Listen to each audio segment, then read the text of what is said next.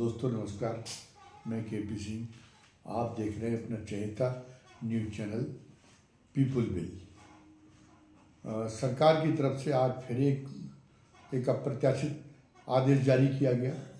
हुआ यूँ कि जो सुप्रीम कोर्ट के सीनियर वकील हैं महमूद प्राचा, उन्होंने वर्तमान सरकार द्वारा जो चुनाव की पवित्रता को भंग करके हुए, चुनाव की जो पवित्र व्यवस्था उसको भंग करते हुए और हेरा फेरी करने अपनी जीत को संभव बनाने के लिए तमाम गड़बड़ियाँ, तमाम हेरा फेरी करने का आरोप लगाते हुए उनको सिद्ध करने के लिए कुछ दस्तावेज मांगे थे।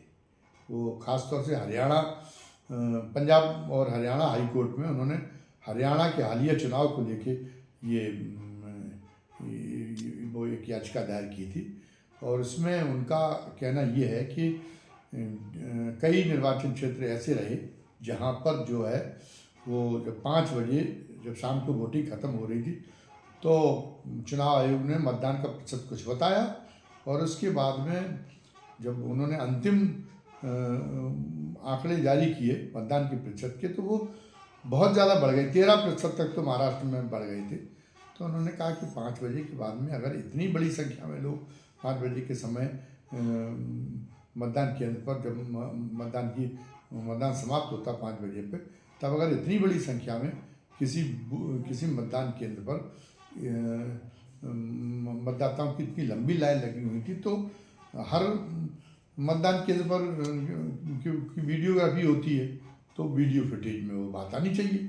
तो उन्होंने कहा कि हमें वो वीडियो फुटेज उपलब्ध कराए जाए। तो चुनाव आयोग ने आनाकानी की, तो वो पंजाब और हरियाणा हाई कोर्ट में पहुंच गए थे। तो पंजाब और हरियाणा हाई कोर्ट ने जैसे ही आदेश जारी किया कि जो मांग रहे हैं महमूद प्राचा, वो चीज़ें उनको उपलब्ध कराई जाए, वो सबूत उनको उपलब्ध कराई जाए, तो उसके बाद में चुनाव एकदम सरकार ने हस्तक्षेप किया उसमें और एक आदेश जारी करा दिया कि न तो किसी उम्मीदवार को, न और किसी अन्य व्यक्ति को जो इलेक्ट्रॉनिक दस्तावेज चुनाव के संबंधित उनको जो है उनको दिया जाएगा, उनको सार्वजनिक नहीं किया जा सकता।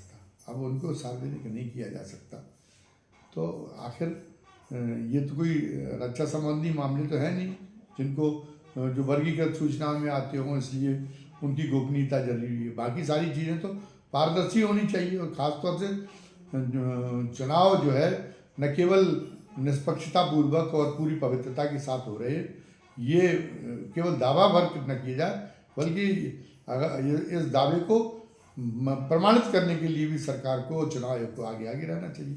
लेकिन जो उन्होंने ये कहा कि इससे तो ये लगता है कि चुनाव कराने में सरकार कुछ ना कुछ गड़बड़ी कर रही है, आखिर आप क्यों नहीं देना चाहते? और आप इलेक्ट्रॉनिक दस्तावेजों को सार्वजनिक करने पर जो आपने रोक लगाई है, तो वो रोक किसके लिए है? वो रोक जो है किससे आप गोपनीय रखना चाहते हैं, किससे आप पर्दा कर रहे हैं इन जानकारियों का? आपने पेगासस की भी जानकारी मांगी, अगर कि ये पूछा, याचिका के माध्यम से ये पूछा गया था कि ये जो स्पाई वो है सॉफ्टवेयर है इजराइल का, और जिससे किसी भी व्यक्ति की वो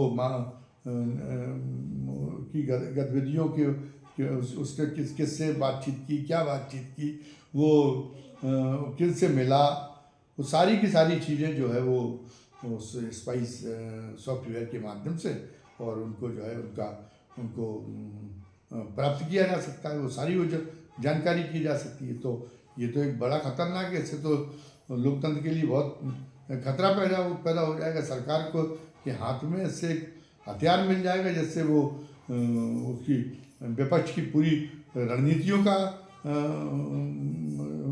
विपक्ष की रणनीतियों से मालूम हो जाए, विपक्ष की नेता की एक हरकत, कोई भी जिसको मतलब वो नहीं चाहते कि प्रतिद्वंदी दलों को पता चले, उनके प्रतिद्वंदियों को पता चले उसके, लेकिन सरकार उनकी हर चीज़ से वाकिफ हो जाएगी और इस ढंग से वो जो है उसके खिलाफ कोई भी षड्यंत्र करने में अपने विपक्षियों के खिलाफ कामयाब रहेगी। तो जिसको तो माना गया, इसी अमेरिका में तो इसी तरह के का वाटरगेट कांड तो इसी तरह का था कि उसमें विपक्ष की जासूसी कराई जा रही थी और और ये वहाँ के संविधान में भी अपराध था और यहाँ के संविधान में भी अपराध है, तो इसलिए वहाँ राष्ट्रपति को इस्तीफा देना पड़ा था।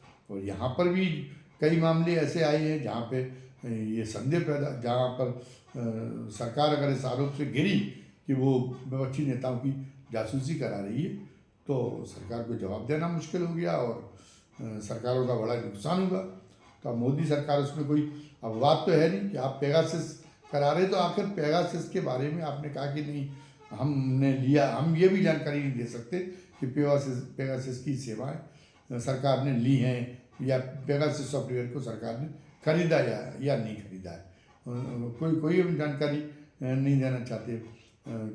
इस बारे में भी कोई भी उत्तर देने से इनकार कर दिया और अदालतें भी इतनी कच्ची हो गई हैं कि उन्होंने सरकार की धृष्टता को मान लिया। लेकिन कहने का मतलब है कि सरकार हर चीज़ में वो जो है ये पर्दा कर रही है, लोगों से पर्दा कर रही है। अब जब लोगों के अंदर ही पूरी संप्रभुता निहित है, लोकतंत्र में सर्वोच्चता तो लोगों को ही प्राप्त है और लोगों से ही आप पर्दा कर रहे हैं, तो जब ये तो फिर काहे का लोकतंत्र ही है। और लोकतंत्र नहीं है तो मतलब फिर काहे की संवैधानिक व्यवस्था है। और संविधान में तो जो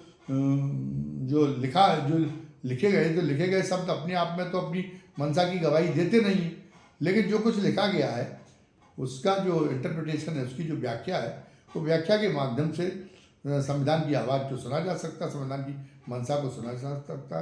तो जब संविधान की मंशा तो यही है कि पूरी तरह से पारदर्शी व्यवस्था हो, जवाबदेह व्यवस्था हो, लोगों को सरकार की हर गतिविधि की, हर फैसले की जानकारी लोगों को दी जाए और उसमें जो शंकाएं हैं तो उनका निराकरण करने की जिम्मेदारी भी सरकार की, और इसके लिए वो अपनी अब अधिकतम व्यवस्थाएं पारदर्शी रखे, केवल रक्षा संबंधी कुछ मामलों को छोड़ के। और अगर आप ये नहीं कर रहे हैं तो फिर तो आप बिना बदले हुई, जो आप पे आरोप लग रहा है कि आप संविधान को बदलना चाहते हैं, जिसकी वजह से इस हालिया लोकसभा चुनाव में आपको एक तरह से मुँह की खानी पड़ी कि आप अपनी दम पर सरकार बनाने लायक नहीं बचे। तो लेकिन उन गलतियों से, उन बदमाशियों से आप इसके बावजूद भी बाज नहीं आ रहे। आप सारे काम वही कर रहे हैं कि कर लीजिए, बताइए। संविधान की शपथ जो है वो संविधान में ये है कि भाई संविधान किसी के साथ पक्षपात नहीं करेगा। कानून तो ये धारणा रहता, कोई भी शासन रहे, कानून किसी के साथ पक्षपात नहीं करता, न धर्म के आधार पर, न जाति के आधार पर, न व्यक्ति की सामाजिक स्थिति के आधार पर, न उसकी माली हालत कैसी है, किसी आधार पर नहीं करता। संविधान के तो, भारत के संविधान में ये कहा गया कि कानून की निगाह में सब बराबर है, और इसकी शपथ हमारे जजेज भी लेते हैं। लेकिन वो जो जज साहब हैं इलाहाबाद हाई कोर्ट के शेखर कुमार यादव, उन्होंने कह दिया कि ये देश तो वो जो है उनका बहुसंख्यकों के मुताबिक चलेगा। अरे बहुसंख्यक अल्पसंख्यकों के मुताबिक की बात ही क्या है। आप पहली बात तो जज साहब को ये पता होना चाहिए कि जज साहब कानून बनाने का काम नहीं कर रहे। वो जो कानून है, जो संविधान बना हुआ है, उसके मुताबिक व्यवस्था चल रही, ये जांचने परखने का उनका काम है। बहुसंख्यक के हिसाब से चलेगा कि अल्पसंख्यक के हिसाब से चलेगा, इसका क्या मतलब। संविधान की शपथ तो उन्होंने ली हुई, संविधान के मुताबिक देश चलेगा, उसमें बहुसंख्यक और उसका है ही नहीं, क्योंकि बाबा साहब ने जो संविधान लिखा है वो किसी जाति धर्म को देख के नहीं लिखा है। उन्होंने पूरा संविधान नागरिक को केंद्र में रख के रखा है, और इस बात की संविधान के माध्यम से कोशिश की है कि ऐसी प्रक्रियाएं चलें देश में जिसमें ये आज़ादी की जब संविधान लागू हुआ था उसके कुछ ही दशकों में ये देश में जहाँ तक कि व्यवस्था के स्तर पर ये चीज़ें समाप्त हो जाएं कि कौन किस जाति का है, कौन किस धर्म का है, कौन किसकी माली हालत क्या है। पूरा एक हर एक की पहचान, हर व्यक्ति की पहचान, जो देश का रहने वाला है, जो देश का बासिंदा है, वो हर व्यक्ति की पहचान एक नागरिक के रूप में उसकी बन जाए, और नागरिक के रूप में और वो बिना किसी को जो है किसी के साथ डिस्क्रिमिनेशन किए बिना और न किसी को विशेषाधिकार दिए बिना वो एक नागरिक समझ के और उसकी गुण दोष देखेगा, उसके मामले के उसके मुताबिक जो है संविधान उसको संविधान अपना काम करेगा और वो और संविधान की व्याख्या करते समय इन्हीं जो संविधान के इसी तत्व को अदालतें ध्यान में रखेंगी। इस बात की तो शपथ भी ली होगी शेखर कुमार ने, लेकिन शेखर कुमार तो कानून के निर्माता बन गए। जैसे वो कानून की व्याख्या करने का केवल काम नहीं करते हो संविधान का, संविधान बनाने का भी काम करते हो। उनकी घर की खेती उन्होंने बना ली है संविधान को। और चलिए वो तो फिर जब कॉलेजियम के सामने उनकी पेशी हुई तो उनकी तो बोलती बंद हो गई। लेकिन हमारे मुख्यमंत्री योगी आदित्यनाथ जी उत्तर प्रदेश के, वो भी एक संवैधानिक कुर्सी पर बैठे हुए, उन्होंने खुलेआम जस्टिफाई किया उनको जो है शेखर कुमार की कृत्य को, और बातों को तोड़ मरोड़ कर उन्होंने पेश किया कि उन्होंने तो ये कहा था समान नागरिक संहिता की बात की थी, उन्होंने तो इसकी बात कही थी, तो वो जो है वो तो समान नागरिक संहिता की बात कहने में क्या अपराध है। अरे अपराध ये नहीं कहा गया कि समान नागरिक एक जज हों या वो हों अधिकारी हो, प्रशासन में बैठे हुए लोग, ये लोग इन लोगों का एक बंधा हुआ दायरा है। ये जो कानून है उसके कानून का पालन कराने वाले, कानून को लागू कराने वाले पदाधिकारी हैं, कानून को बनाने वाले पदाधिकारी नहीं हैं। इनकी कानून के जो कानून प्रचलित है, जिस कानून का के मुताबिक उनको काम कराना है, उस कानून के बारे में अपनी उनकी व्यक्तिगत राय क्या है वो अपने पास रख सकते हैं, वो व्यक्तिगत राय, और बिना कुछ कहे वो तो कर हर एक जज का एक अपना एक तमाम तरह के मामलों में अपना एक दृष्टिकोण होता है, और वो दृष्टिकोण वो अपने फैसले में झलकाता, लेकिन कहता वो लेकिन वो कह नहीं सकता ये बात को कि नहीं हम तो बहुसंख्यक की मर्जी से करेंगे, हम तो ये चाहते कि कानून ऐसा बने और इसलिए हम इसी के अनुरूप फैसला करेंगे।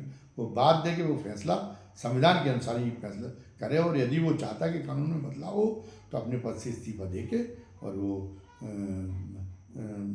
लोकसभा का या राज्यसभा का सदस्य बने, और उसके बाद में वो जिसको वो उचित समझता है उसके बारे में एक बिल लाए और उसके लिए समर्थन जुटाए, और उसको जो है संसद में उसको पारित तरह के कानून का स्वरूप दे।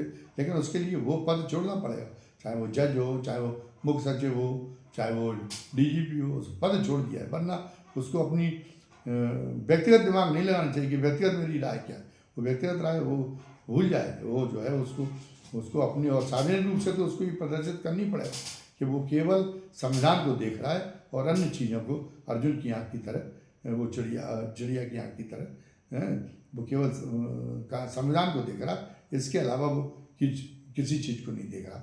ये उसको दर्शाना पड़ेगा, ये केवल ना वो कहे बल्कि उसको दर्शाना पड़ेगा, उसके दर्शाने में कोई चूक नहीं होनी चाहिए। लेकिन इस ढंग की चूक हो रही, तो उसके बावजूद भी आप कह रहे हैं कि हम संविधान बदलने का काम नहीं कर रहे। अरे संविधान बदलने का आप संविधान का संशोधन कांग्रेस का गिनाना शुरू कर देते हो कि देखो कांग्रेस ने इतनी बार संविधान बना। अरे संविधान ये संविधान बदलने वाला नहीं था। उसका तो मतलब है कि संविधान बदलने का मतलब है कि मौजूदा संविधान को रिजेक्ट कर देना, खारिज कर देना, खत्म कर देना उस संविधान को, और इसके बाद में नया संविधान रचना। तो नया संविधान रचने का एक तरीका ये भी हो सकता है कि आप इस संविधान को पूरी तरह निष्प्रभावी कर दें। इस संविधान की किसी सरकार के काम में और सरकार समर्थित न्यायपालिका के काम में कहीं ये न दिखाई दे कि वो संवैधानिक जो प्रावधानों की उसको कोई परवाह है। वो तो जो है वो अपने उसको जो मन में आ रहा मतलब वो करता रहे। तो ये भी एक तरह से संविधान बदलने का ही काम हुआ, जबकि कितना खतरनाक है। अगर अगर ये संवैधानिक स्थिरता हमारे देश में न होती तो हमारे देश में भी पाकिस्तान जैसी स्थिति हो जाती। पाकिस्तान में क्या कि पाकिस्तान में सेना ने जब टेक ओवर किया पहली बार और फिर बार बार किया, उसको जो उसका चस्का लग गया, जब उसको खून लग गया सेना की दाढ़ में, तो क्यों हुआ? क्योंकि वहाँ संविधान में को स्थगित करने का प्रावधान है संविधान को, लेकिन यहाँ संविधान को स्थगित करने का प्रावधान नहीं है। यहाँ ये है कि संविधान में आप जिन संशोधनों को वो कहते हैं कि संविधान समाप्त करना है, उन संशोधनों को लेकर ये है कि कुछ चीज़ें साधारण बहुमत से बदली जा सकती हैं, कुछ प्रावधान जो है वो उससे बदले जा सकते हैं 2/3 बहुमत से, और राज्यों के समर्थन से कुछ के लिए और ज़्यादा समर्थन की जरूरत पड़ती, और कुछ चीज़ें ऐसी कर दी उनको बदला ही नहीं जा सकता। तो जब जब वो जो संविधान में जो अपरिवर्तनीय जो संविधान की बातें हैं, उसी की वजह वो इसी के लिए बनाई गई ताकि कोई सेना या कोई अन्य जो है जो शक्तिशाली संस्था, कोई संस्था ऐसी शक्तिशाली हो जो न उभर आए कि वो संविधान को स्थगित कर दे और रोज रोज नया संविधान लागू हो जाने का सिलसिला बन जाए। तो इसमें तो पाकिस्तान जैसी इसमें तो अराजकता की दलदल में धंस जाएगा देश। ये तो एक बहुत अच्छा उन्होंने बाबा साहब ने इस चीज़ को तो बहुत ध्यान में रख के काम किया कि नहीं, क्योंकि उन्होंने कि संविधान को स्थगित करने की कोई गुंजाइश कहीं से भी नहीं छोड़ी है। इसलिए जो उन्होंने एक संविधान का एक अपरिवर्तनीय पोर्शन तय कर दिया कि उसमें आपके पास में कितना भी बहुमत हो उसमें कोई परिवर्तन नहीं किया जा सकता। और पर आप संविधान को स्थगित करना चाहते, संविधान को रद्द करना चाहते थे, इसीलिए तो आप पिछली लोकसभा के समय सरकार के इशारे पर जो उस समय के विधि मंत्री थे किरण रिजिजू और जगदीप धनखड़, वो बार बार ये कह रहे थे कि संविधान में कुछ भी ऐसा नहीं है जो जिसको जनादेश प्राप्त करके वो बदला ना जा सके। वो कह रहे थे कोई अपरिवर्तनीय कोई कुछ भी संविधान में अपरिवर्तनीय नहीं है, क्योंकि संविधान ने पूरी संप्रभुता जनता की में निहित की और जनता की संप्रभुता की अभिव्यक्ति संसद के माध्यम से होती है। तो संसद चाहे तो कुछ भी बदल सकती है, तो इसके कुछ भी बदल सकती है मतलब संविधान को पूरे का रद्द कर सकती है। जब कोई अपरिवर्तनीय अंश को भी आप नहीं मानेंगे तो संविधान के में बदलाव की कोई लक्ष्मण रेखा आप नहीं मानेंगे, इसका मतलब तो ये खुला प्रमाण है कि आप मौजूदा संविधान को रद्द करना चाहते थे। और उसको इसीलिए रद्द करना चाहते थे कि उसमें आप मनमानी नहीं कर पाएंगे। आप उसमें मेरा कहना ही राजा का कथन ही ब्रह्म वाक्य है। ये जो आपके दिमाग में भरा हुआ है कि कुछ कुरीतिपूर्ण जो धारणाएं प्रचलित हमारे उसमें देखने को पुराने उस साहित्य में पुराने वाङ्मय में देखने को मिलती, वो आपके धारणाएं अगर आपके मनोमस्तिष्क में हावी हैं तो उन धारणा को आप बनाए, वो एक बीमारी का आपका लक्षण है, लेकिन उन धारणा को चरितार्थ करने की इजाज़त नहीं दी जा सकती। आप जो है रूल ऑफ लॉ है इस देश में, तो आपको उसी के रूल ऑफ लॉ के मुताबिक काम करना पड़ेगा। और रूल ऑफ लॉ का मतलब है कि आप संविधान को जो है संविधान के मुताबिक आपको काम करना पड़ेगा और इस मौजूदा संविधान को स्थगित करने या रद्द करने की कोई गुंजाइश नहीं है। तो जब अब ये बात समझ में आ गई मौजूदा सरकार को, तो दूसरे तरीके के निकाल रही है। अब आप ये प्रावधान संविधान की भावना के अनुरूप था कि जो मुख्य चुनाव आयुक्त है, जिसकी चुनावी स्वच्छता को बनाए रखने की बड़ी जिम्मेदारी होती, उसका चयन करने में वो जो है केवल सरकार और नेता प्रतिपक्ष रहेंगे और मुख्य वो जो सुप्रीम कोर्ट के प्रधान न्यायाधीश है वो नहीं रहेंगे। सुप्रीम कोर्ट के प्रधान न्यायाधीश क्यों अवांछनीय तत्व है? कैसे कल्पना की जाए कि एक निष्पक्ष व्यक्ति को मुख्य चुनाव आयुक्त नियुक्त कर रहे हैं? आपने तो खुद ही जता दिया नहीं कि आपकी जो भावनाएं हैं वो बहुत जो है आपकी भावनाओं में आपके मन में कहीं ना कहीं खोट है, इसलिए आपने कोई उसका औचित्य नहीं सुप्रीम कोर्ट के प्रधान न्यायाधीश को उस कमेटी में क्यों नहीं रखा जाएगा? आपने ये क्यों काम कर दिया? ये तो क्या ये बात जो आपने कदम उठाया ये संविधान की भावना के अनुरूप था? कदापि ये भावना के अनुरूप नहीं। इसी तरीके से दिल्ली में ठीक है कि दिल्ली देश की राजधानी है, इसलिए जहाँ तक पुलिस का मामला है पुलिस केंद्र के हाथ में रहनी चाहिए। लेकिन दिल्ली में जब चुनाव हो रहा है विधानसभा का, चुनी हुई वहाँ सरकार आ रही, चुनी हुई सरकार के बाजा बजाने के लिए जब आपने संशोधन करके वही कर लिया कि अधिकारियों की नियुक्ति भी पूरी एलजी करेगा और एलजी की बिना अनुमोदन के कोई भी फैसला कोई भी विधेयक पारित कर ले वहाँ की विधानसभा और सरकार कुछ भी फैसला कर ले वो लागू नहीं होगा।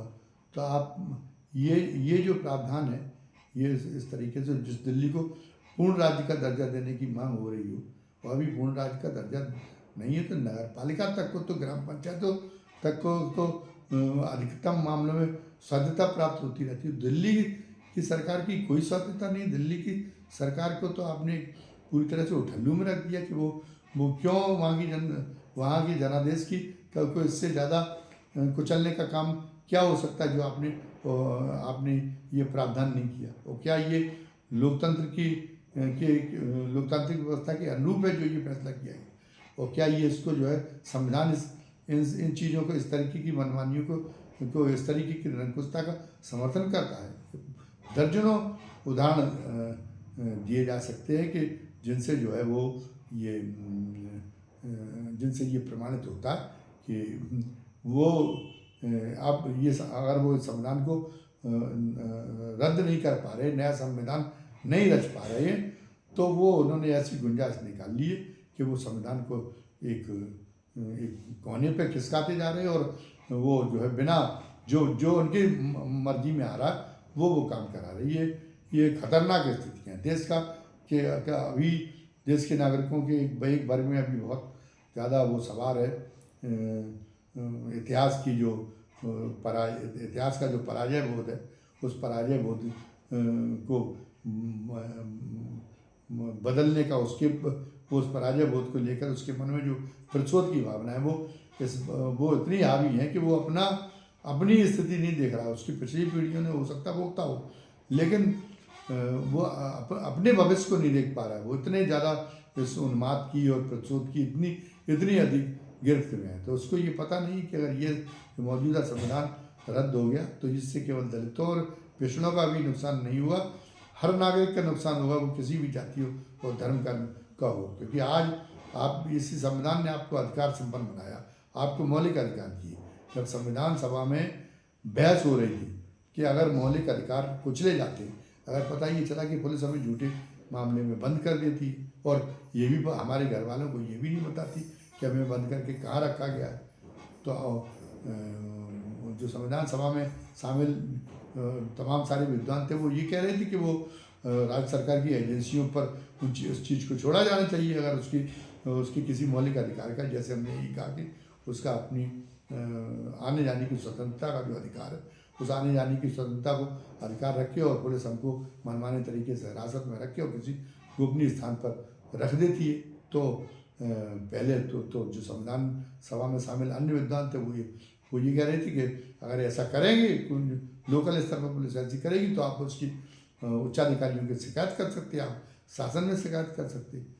लेकिन डॉक्टर अम्बेडकर ने कहा कि शासन के भरोसे और उच्चाधिकारियों के भरोसे ये मौलिक अधिकार नहीं छोड़े जा सकते। जो मौलिक अधिकार जो हमने नागरिकों को अधिकार संपन्न बनाने के लिए जो मौलिक अधिकार का खंड तैयार किया है, यदि उन मौलिक अधिकारों में से किसी का हनन होता है तो फिर जो है वो बजाय राज्य सरकारों सरकारों के सामने सरकार के सामने गिड़गिड़ाने के या उच्चाधिकारियों के सामने गिड़गिड़ाने के वो अनुच्छेद 226 के तहत सीधा हाईकोर्ट का दरवाज़ा खटखटा सकता है एक नागरिक, और या अनुच्छेद 32 के तहत वो सीधा सुप्रीम कोर्ट का दरवाज़ा खटखटा सकता है। तो उसकी जो गार्जियनशिप है उसके मौलिक अधिकारों के संरक्षण के लिए जो गार्जियनशिप है उसने देश की उच्च अदालतों को दी उसने। तो अगर ये संविधान जो खटक रहा है मौजूदा सत्ताधीशों को, वो समानता के अधिकारों के अलावा ये भी उसको खटक रहा कि नागरिकों को इतना ज़्यादा सशक्त बना दिया गया है। तो अगर संविधान बदलेगा, अगर संविधान को इस ढंग से निष्प्रभावी किया जाएगा तो ये जो उनको जो उच्चतम न्यायालय और उच्च न्यायालय का उनके अधिकारों के संरक्षण करने के मामले में जो शक्तियाँ दी गई संविधान में, वो शक्तियाँ भी समाप्त हो जाएंगी और फिर उनको जो है उसी के भ्रष्ट अधिकारियों के, निरंकुश अधिकारियों के, दमनकारी अधिकारियों के उन्हीं के उस पर रहमो करम पर रहना पड़ेगा। पुलिस ने बंद कर दिया, अगर दरोगा चिढ़ गया हमसे, उनको उसने बंद कर दिया और ऐसी जगह पे लो और कहीं हमारा एनकाउंटर करके और हमारी लाश फेंक दी, हमारे घर वाले चिल्लाते रहे। वो जो है दरोगा के खिलाफ, जैसा अभी भी काम हो रहा, दरोगा के खिलाफ एसपी सुनेगा नहीं, डीजीपी सुनेगा नहीं, गृह सचिव सुनेगा नहीं, तो कोई सुनवाई नहीं होगी।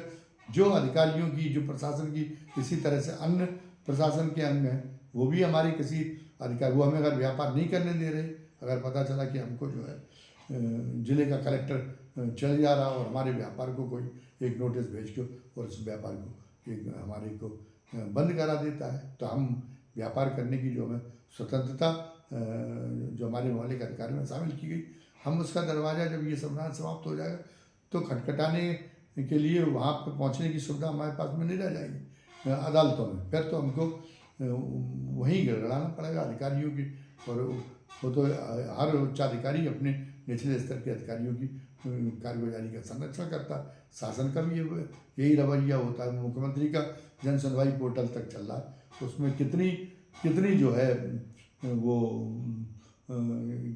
कितनी शिकायतों का सही तरीके से निस्तारण हो पाता है।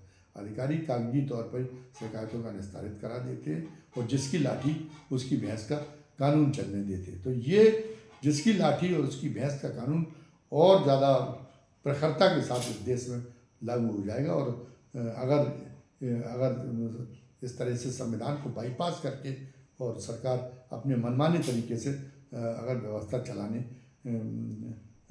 की शुरुआत कर देती, व्यवस्था चलाने की अगर उनका वो अधिकार हासिल कर लेती है और उस इतनी हावी हो जाती कि लोग उसका प्रतिकार न कर सकें किसी उन्माद की वजह से, किसी भावोन्माद की वजह से या अपनी असहायता की वजह से, तो कितनी संकटपूर्ण स्थिति हर जाति धर्म के लिए हो जाएगी। केवल दलितों के लिए, केवल पिछड़ों के लिए, केवल अल्पसंख्यकों के लिए नहीं हो जाएगी। हमने बताया कि जो प्रशासन के उत्पीड़न के शिकार होते, पुलिस के उत्पीड़न के शिकार होते, उन्हें भी लगेगा कि इस आज़ादी का क्या मूल्य है। जब हमारे साथ में कितना भी बड़ा अत्याचार अगर ये सरकार की संस्थाएं करती थी और कोई हमारी उसमें सुनवाई करने वाला नहीं, तो काहे का लोकतंत्र है। वो लोग जो मालिक होना चाहिए, वो लोग की स्थिति ये कि उस लोग की उसकी फरियाद की सुनवाई की कोई गुंजाइश नहीं। लोग इतना लोग को पंगु कर दिया जा रहा है। तो अब इस कारण से संविधान का मूल्य, संविधान की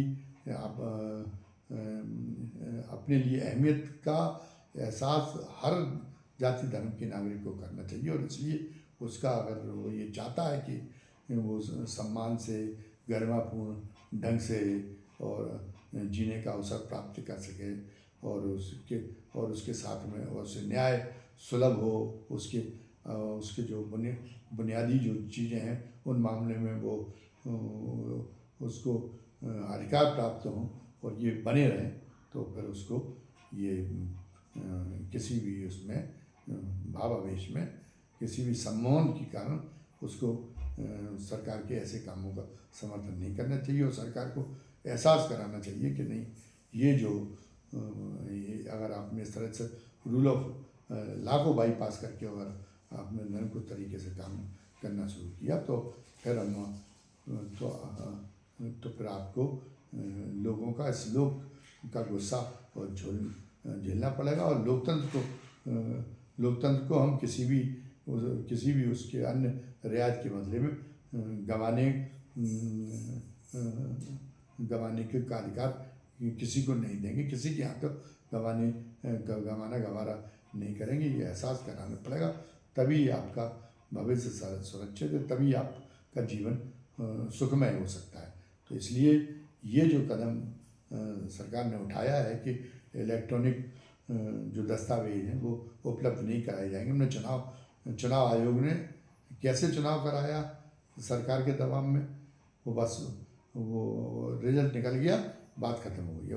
अब कैसे कराया ये इसको ना हम उजागर करेंगे और ना पूछने के आप अधिकारी हैं। तो ये जो है इसको उसी रूप में पहचाना जाना चाहिए कि ये भी संविधान को समाप्त करने की एक बड़े कदम के तौर पर इसको पहचाना जाना चाहिए। और इस तरह के कदम लगातार उठाए जा रहे हैं और ये इस मामले में इंतहा हो चुकी है। इसलिए समय रहते लोगों के ज्ञान चक्षु अगर खुल जाएंगे तो उनका अपना भी वो भी सुरक्षित रहेंगे और देश भी सुरक्षित रहेगा। आज की वीडियो में बस इतना ही। वीडियो इसी के साथ मैं वीडियो समाप्त करता हूँ। धन्यवाद। जय हिंद, जय भारत।